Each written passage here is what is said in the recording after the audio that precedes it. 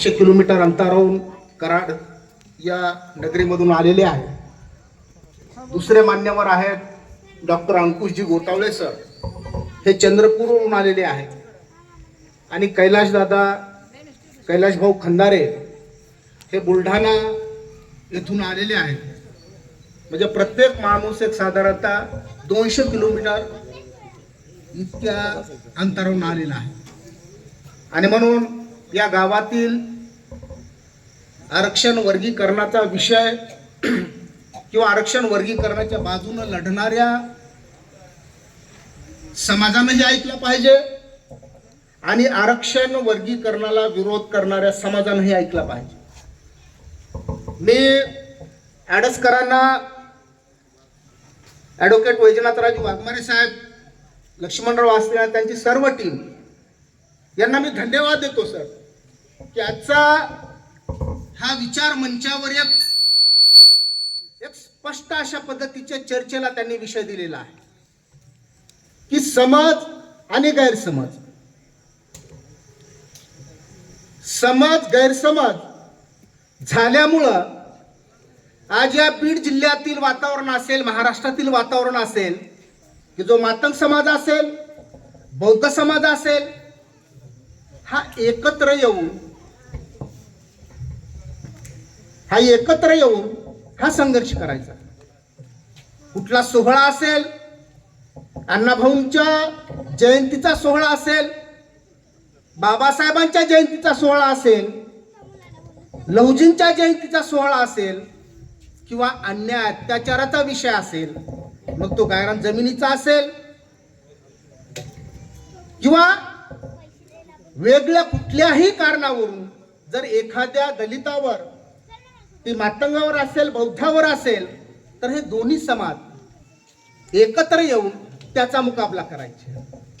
मग आता असा गैरसमज कुणाचा झालेला आहे की जेणेकरून आरक्षण वर्गीकरणाची बाजू घेणारे काही मातंग समाजाची मंडळी एका बाजूला बसलेली आहे आणि आरक्षण वर्गीकरण हे कसं गैरसंवैधानिक आहे, कायद्याला धरून नाही, असा गैरसमज पसरवणारे किंवा समज झालेली मंडळी बाजूला बसलेली आहे।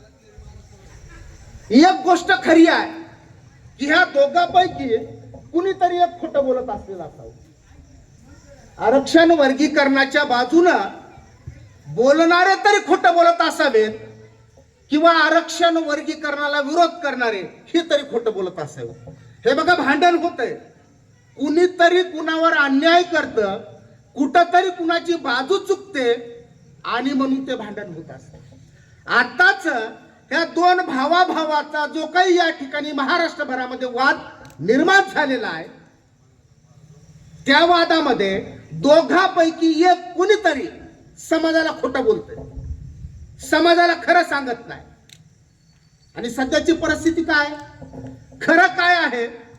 खरं हे आहे 1 ऑगस्ट 2024 ला 1 ऑगस्ट 2024 ला सर्वोच्च न्यायालयामध्ये एक निर्णय आलेला आहे, सर्वोच्च न्यायालयाचा एक निकाल आलेला आहे। त्या निकालाचं नाव आहे the state of Punjab versus Davinder Singh. हा निकाल कुठला आहे? पंजाब मधलं भांडण आहे। पंजाब मधलं भांडण काय? तिथं ना मांगाचे लोक आहेत, महाराजचे लोक आहेत, नवबौद्ध आहेत किंवा बौद्ध आहेत, तिथं आहेत चमार, मजहबी शीख आणि वाल्मिकी, ज्याला आपण भंगी म्हणतो। हे भांडण त्या लोकांचं आहे। बरं, भांडण कधीचं आहे? 1965च्या अगोदरचं।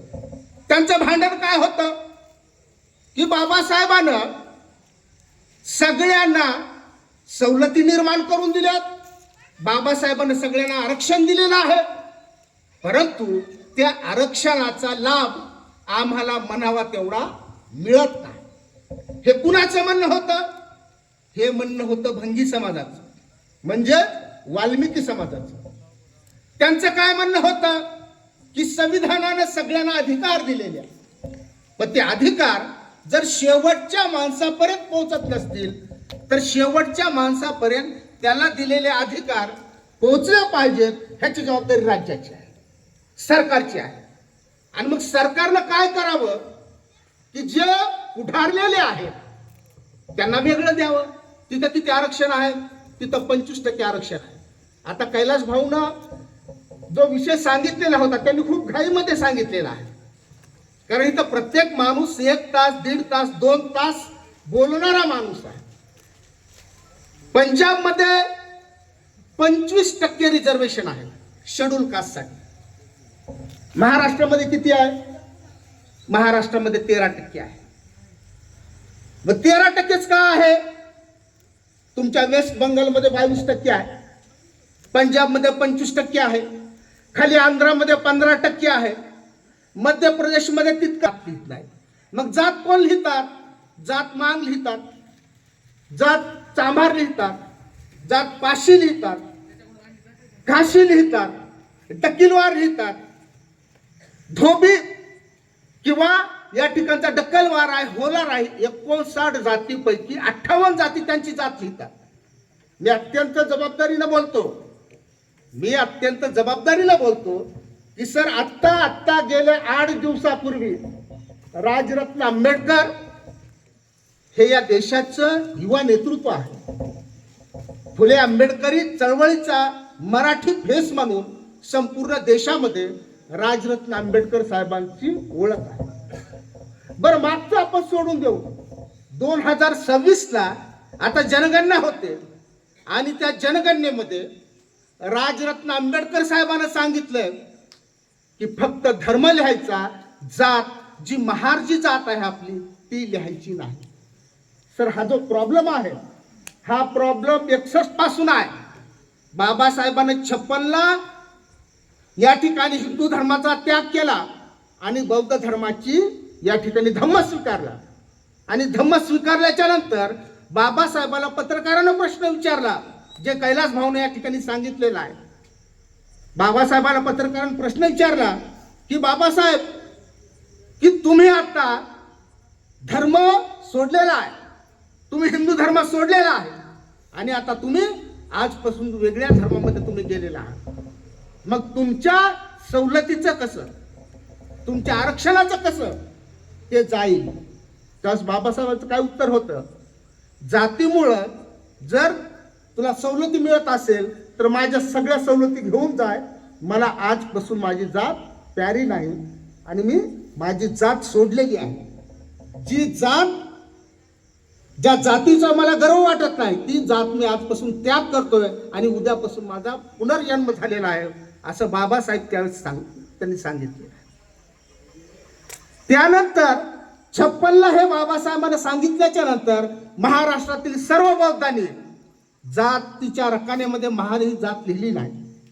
ज्यांनी लिहिली त्यांची नोंद झाली, परंतु जे 6%चा जो कैलास दादाचा जो गॅप सांगितलेला आहे की जर 56च्या नंतर झालेली 61ला जनगणना आहे, 31ला एक देशामध्ये जनगणना झाली होती, ज्या या ठिकाणी ब्रिटिशांचं शासन होतं.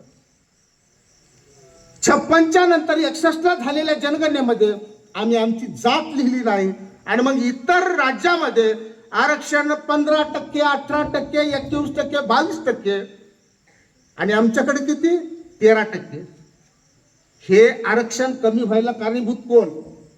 मांग का कोण कारणीभूत आहे की ज्यांच्यामुळे महाराष्ट्रातील आरक्षणाची टक्केवारी कमी झालेली आहे?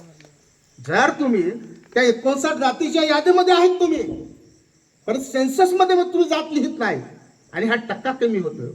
हा 13% जे रिझर्वेशन आहे, वास्तविक आम्ही 20 पर्यंत, 18 पर्यंत, 21 पर्यंत आम्ही जाऊ शकतो.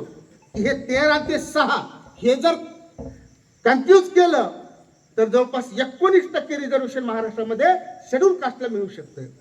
13% का भेटतं आणि ह्या 13%ला दोषी कोण आहे हे खऱ्या सांगितलं जात नाही. जो गैरसमज जो निर्माण झालेला आहे वकील साहेब, तो गैरसमज इथं आहे की आम्ही खोटं बोलतो आमच्या समाजासोबत. आमच्या समाजाला सांगत नाही की आमच्या काही तांत्रिक चुकामुळं त्याची सजा या ठिकाणची संपूर्ण समाजाला भोगावं लागत आहे, हे सांगितलं जात. काय सांगितलं जातं की सर्वोच्च न्यायालयाने निर्णय दिलेला आहे, परंतु निकाल कोणता सांगितला जातोय बेलायम त्रिज्येचा निकाल सांगितला जातो. 1 ऑगस्ट 2024 ला जो आरक्षण वर्गीकरणाच्या बाजूने निकाल लागलेला आहे त्यापैकी विक्रमनाथचा निकाल सांगितला जात नाही, त्या ठिकाणी चंद्रचूड साहेबाचा निकाल सांगितला जात नाही, त्या ठिकाणी न्यायमूर्ती गवई साहेबाचा निकाल सांगितला जात नाही, त्या ठिकाणी सतीशचंद्र शर्मांचा निकाल सांगितला जात नाही, पंकज मित्तलचा निकाल सांगितला जात नाही. हे 6 लोकांचा निकाल सांगितला जात नाही समाजाला. महाराष्ट्रातील बौद्ध समाजाला निकाल कोणता सांगितला जातो? बेलायम त्रिवेदी एका न्यायमूर्तीचा निकाल सांगितला जातो. बघा, बेलायम त्रिवेदी म्हणते की आरक्षण वर्गीकरण हे बेकायदेशीर आहे.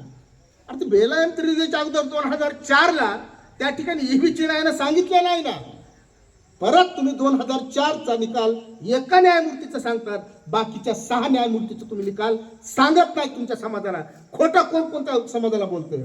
आम्ही जसं या ठिकाणी आरक्षण वर्गीकरणाची बाजू सांगत असताना आम्ही स्पष्ट सांगतोय की 2024 चा हा जो state of Punjab versus Devinder Singh मध्ये बॅरिस्टर गवई साहेबांना, न्यायमूर्ती गवई साहेबांनी हे सांगितलेलं आहे की कुठल्याही एका जातीला आरक्षणाचा संपूर्ण लाभ, आरक्षणाचा 100% लाभ घेण्याची मुभा देता येत नाही, हे गवई साहेब सांगतात. गवई साहेब कोण आहेत? गवई साहेब बुद्धिस्ट आहेत, जे या ठिकाणी राज्यपाल होते. महाराष्ट्रातील आरपीआयची चळवळ बाबासाहेबांच्या खांद्याला खांदा देऊन लढणारे जे गवई साहेब होते, ज्यांना आपण रासू गवई साहेब म्हणतो, त्या गवई साहेबाचे हे चिरंजीव आहेत भूषण गवई साहेब, आणि सर्वोच्च न्यायालयाचे न्यायाधीश आहेत. आणि भूषण गवई साहेब सांगतात की कोणती जात किती जरी प्रगत असेल, किती जरी शिकलेली असेल, त्या जातीचा किती जरी विकास झालेला असेल, तर ह्या गोरगरिबाच्या रिझर्वेशन त्या एका जातीला लाभ घेण्याची मुभा आम्ही देऊ शकत नाही, हे सांगितलं जात नाही म्हणून गैरसमज आहे. आम्ही आता लोकूर कमिटीच्या कैलास भाऊनं सांगितलं की 65 ला त्या ठिकाणचा भंगे काय म्हणाला होता, अरे माझ्यासाठी रिझर्वेशनची तरतूद आहे, पण माझ्या नखातली अजूनही विष्ठा निघालेली नाही, माझ्या नखातला अजूनही घाम निघालेली नाही. उभे आयुष्य पिढ्याने पिढ्या तुमची घाण साफ केलेली आहे, तुमचं लेकरू हागलेलं, तुमचे बाया माणसं हागलेले आम्ही या ठिकाणी हाताने भरून आम्ही ते सगळे संडास आम्ही गावाच्या बाहेर येऊन तुम्हाला या ठिकाणी स्वच्छता निर्माण करून दिलेली आहे. त्या माझ्या नखातली घाण अजून 65 पर्यंत निघालेली नाही. ती घाण तुम्ही कशी काढणार आहात, ह्या भंग्याचा प्रश्न आहे. मांगा महाराजचं भांडण नाही, हे समजून घ्या.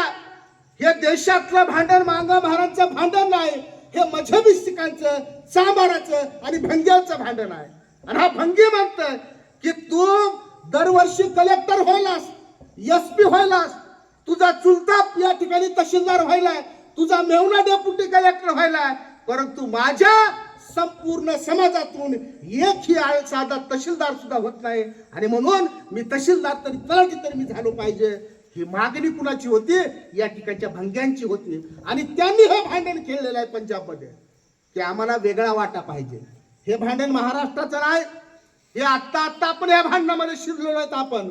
आणि ते भांडण 65 पासूनच्या भांडणाचा आता काल 2024 ला निकाल लागलेला आहे. आणि निकाल हा सगळ्या आरक्षण वर्गीकरणाचा, म्हणजे या ठिकाणच्या मांगाच्या बाजूने लागलेला आहे, या ठिकाणी 59 जातीच्या बाजूने लागलेला आहे, पण ते निकाल सांगितला जात, हा निकाल सांगितला जात नाही, आणि म्हणून या ठिकाणी भांडण सुरू आहे. माझं म्हणणं आहे की बुद्ध काय म्हणतात, 40 दिवसाची तपश्चर्या बुद्धाने केलेली आहे. भगवान बुद्ध 40 दिवसाच्या तपश्चर्याला बसलेले आहेत, आणि 40 दिवसाची तपश्चर्या करून भगवान बुद्ध बाहेर आलेले आहेत, आणि हजारोचा समूह त्या ठिकाणी आलेले आहेत की आता भगवान 40 दिवसाची तपश्चर्या करून या ठिकाणी आलेले आहेत. आणि आम्हाला आता चांगल्या पद्धतीचं या ठिकाणी मेजवानी, म्हणजे वैचारिक मेजवानी आम्हाला खूप चांगलं ऐकायला मिळणार आहे. भगवान बुद्ध आलेले आहेत, बसलेले आहेत, आणि एक वाक्य वापरलेलं आहे, जिथं स्व आहे तिथं सत्य नाही. काय वाक्य आहे? जिथं स्व आहे तिथं सत्य नाही, आणि जिथं सत्य आहे तिथं स्व नाही. 2 वाक्य भगवान बुद्धाने वापरलेत, आणि भगवान बुद्ध या ठिकाणी परत जाऊन ध्यानस्थ झालेले. दोस्तो, याला म्हणतात विचार. जिथं स्वार्थ आहे तिथं सत्य कधीच नसतं, आणि जिथं सत्य आहे तिथं स्वार्थ कधीच नसतो. अशा पद्धतीचे विचार या देशाला, या जगाला तथागत भगवान बुद्धानं दिलेला आहे. आणि म्हणून आज जे आम्ही तुमच्या समोर आलेलो आहोत ते सत्य सांगण्यासाठी आलेलो आहे. आज जे आम्ही तुमच्या समोर आलेलो आहोत ते खरं सांगण्यासाठी आलेलो आहे. आणि म्हणून आम्ही हे खरं सांगत असताना हे जसं बाजार आहे, ज्या बाबासाहेबांना कबीराला गुरु मानलेला आहे, ते कबीरदास काय म्हणतात, सर फटा तो फटा खरखरा मिटा. एकदाच हे ठरलं पाहिजे की या महाराष्ट्रातली चळवळ सत्याच्या दिशेने घेऊन जाणारा कोणता समूह आहे. या महाराष्ट्रातल्या चळवळीच्या समोर सर्वोच्च न्यायालयाचा निकाल सांगणारा कोणता समाज आहे.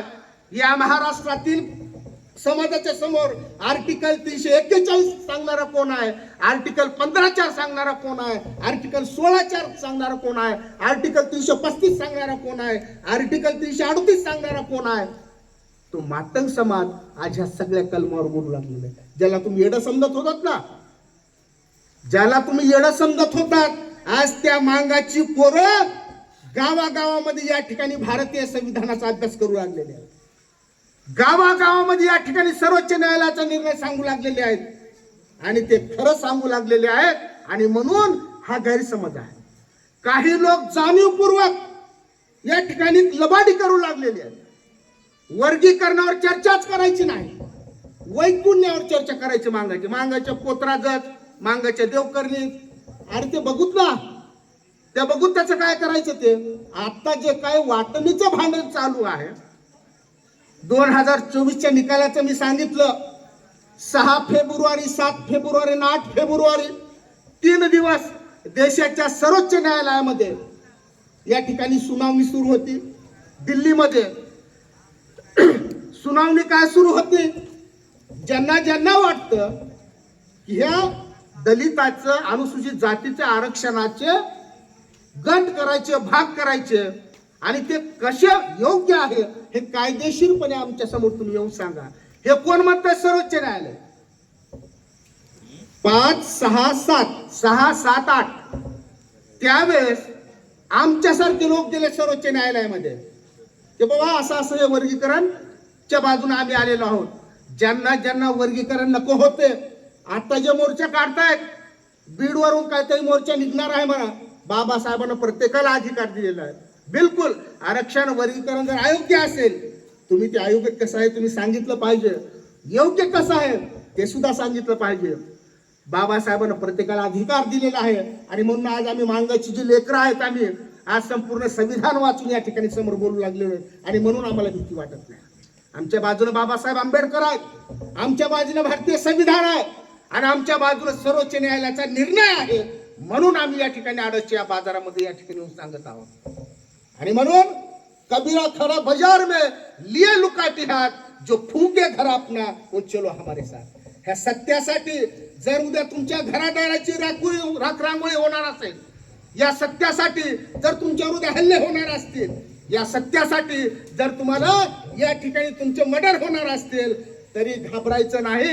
कारण हा लढा दुसरा तिसरा कुणाचाही नसून डॉक्टर बाबासाहेब आंबेडकरांनी दिलेल्या संविधानाचा आणि त्या संविधानावर आधारित सर्वोच्च न्यायालयाच्या निर्णयाची, म्हणजे सर्वोच्च न्यायालयाच्या निकालाची बाजू घेऊन या ठिकाणी गावागावामध्ये जाऊन तुम्हाला सत्य सांगावं लागणार आहे. आणि ते सत्य सांगण्यासाठी जसं कबीरदास म्हणतात की कबीरा खड़ा बाजार में लिए लुकाटी हाथ, जो फूके घर अपना वो चलो हमारे साथ. आम्ही आमच्या घरादाराचे आम्ही सोडून दिलेला आहे. कैलास दादांनी जसं सांगितलेलं आहे की एक वेळेस तर आम्हाला जीव मारण्याचा प्रयत्न झालेला आहे, आमच्या घरादारावर लेकरा बाळावर हल्ला झालेला, आमच्या गाड्या फोडलेल्या आहेत, तरी आम्ही तसुभरी मागे सरकलेलो आहे. आणि पुन्हा एकदा ज्या गावामध्ये, ज्या तालुक्यामध्ये, ज्या जिल्ह्यामध्ये असा कुठला जरी प्रसंग आला तर त्या प्रसंगाला तोंड देण्याची तयारी ठेवून आम्ही हा आरक्षण वर्गीकरणाचा आम्ही लढा लढत आहोत. आणि म्हणून महाराष्ट्रातील सर्व कोणत्याही पक्षाचा असेल, कोणत्याही संघटनेचा असेल, कोणत्याही झेंड्याखाली काम करणारा असेल, त्याला या लढ्यामध्ये उतरावं लागणार आहे. त्याला या लढ्यामध्ये उतरावं लागणार आहे आणि बाजू घ्यावा लागणार आहे. कारण हा लढा केवळ आरक्षण वर्गीकरणाचा नाही, तर तुमच्या अस्तित्वाचा हा लढा आहे. आणि हे अस्तित्वाच्या लढ्यामध्ये जे जे सहभागी होणार आहेत त्या सर्वांना माझा क्रांतिकारी सॅल्यूट. जय लवजी, जय भीम, लाल सलाम.